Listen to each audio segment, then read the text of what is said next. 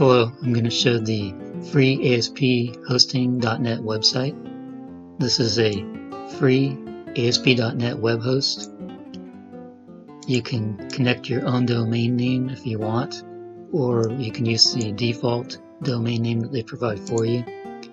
It uses the MS SQL database. They provide 5 gigabytes of disk space, and I don't think it says if there's a limit or not on the bandwidth. I'll show the rest of the website.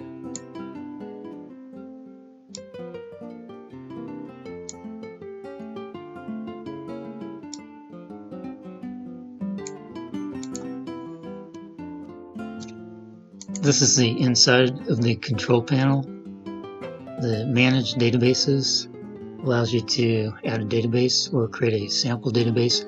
I think you can add 3 databases at the most.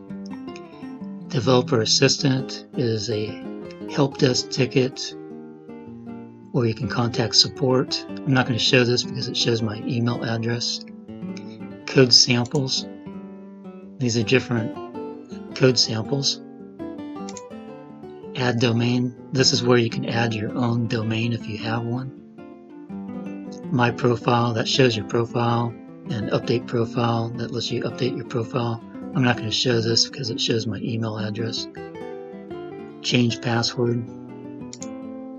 That allows you to change your password.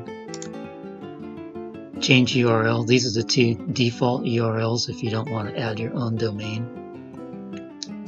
And account cancellation enables you to cancel your account. My files, this is where you upload your files, and this allows you to go back to the other menu.